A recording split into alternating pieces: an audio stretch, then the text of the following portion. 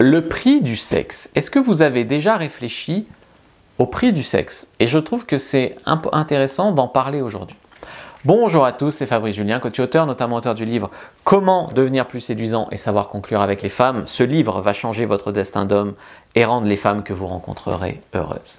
Dans cette vidéo, on va parler du prix du sexe parce que je crois que c'est quelque chose qui est très incompris. C'est très incompris dans un sens comme dans l'autre.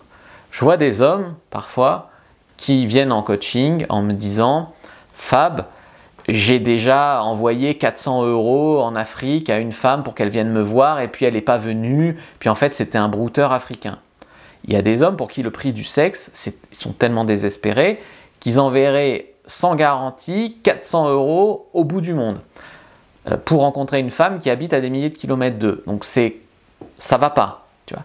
Et puis à l'excès inverse, il y a des hommes qui disent « je ne ferai jamais aucun effort financier pour séduire une femme ».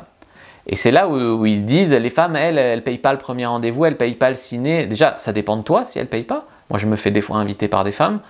Mais également, les femmes payent d'autres choses. Elles payent des régimes, elles payent du maquillage, elles payent aussi des formations de séduction, elles payent des magazines féminins depuis qu'elles sont toutes petites, elles lisent ces conneries. Une femme investit beaucoup aussi, tu vois.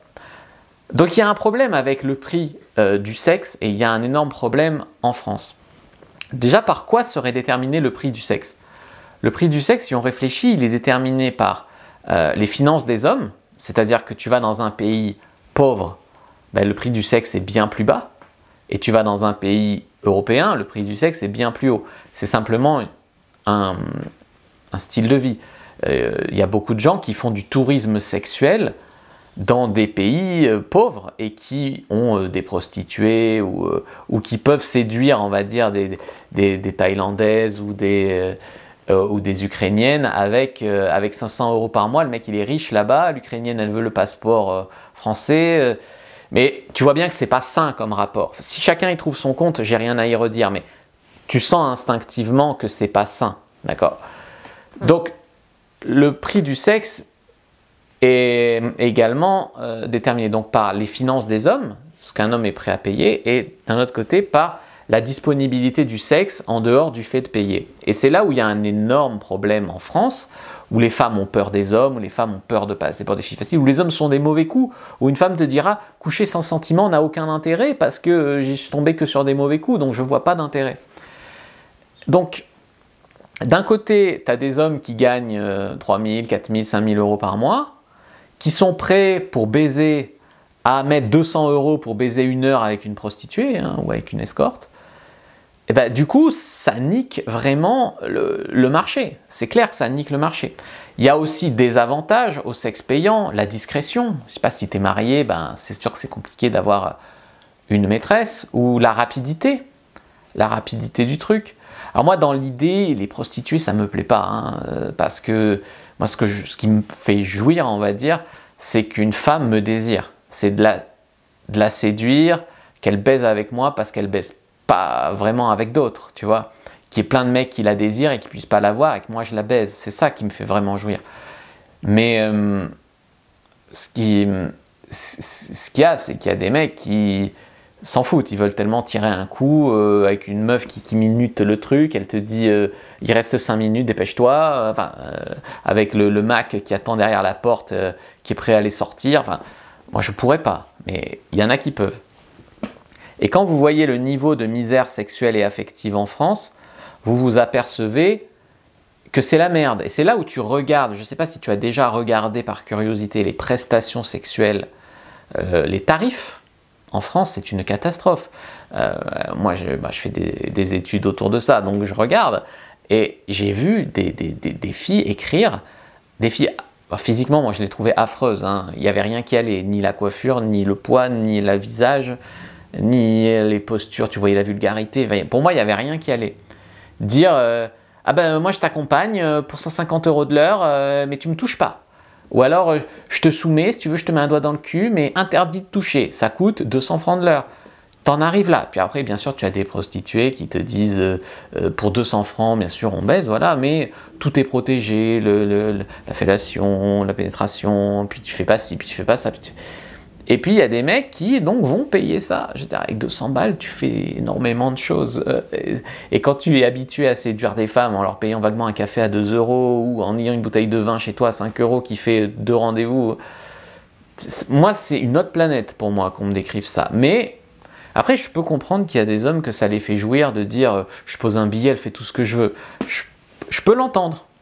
Mais aller voir des filles pour les mauvaises raisons, au niveau estime de soi, ça fait très mal quand même.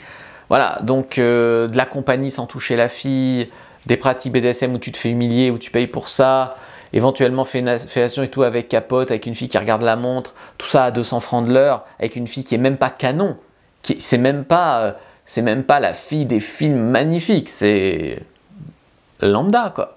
Quand on en arrive là, il y a quand même un problème dans le prix du sexe. Et ça donne vraiment à réfléchir. Et je vois aussi énormément, parlons du prix du sexe, tous ces hommes qui mettent 10 euros par mois dans un compte mime. Alors des fois, ils suivent plusieurs filles, donc ils mettent plusieurs fois 10 euros par mois pour voir une nana vaguement jolie, pas forcément, qui se fait baiser par d'autres mecs et qui met des vidéos de ça. Ensuite, ils pensent qu'ils parlent à la fille, mais tout le monde sait que c'est une fille qui a engagé un gars pour répondre au mec à sa place. Je veux dire, la misère va loin et elle est chère. Et comme j'ai dit, sans parler de ceux qui se font arnaquer, qui parlent avec un mec en fait et qui envoient 400 balles en Russie ou en Afrique. C'est les boules. Après, il y a ceux aussi qui sont des pigeons consentants. Ils invitent une fille au resto sans avoir sexualisé avant. La fille dit « Ah mais je croyais que tu voulais que de l'amitié ». Ils font 150 km pour aller voir une nana à l'autre bout de la France. Au final, il lui paye un café là-bas. Et puis elle dit « Ah finalement, le feeling passe pas, rentre chez toi ». Après, ces mecs-là ont tort et c'est un énorme manque de méthode. Hein.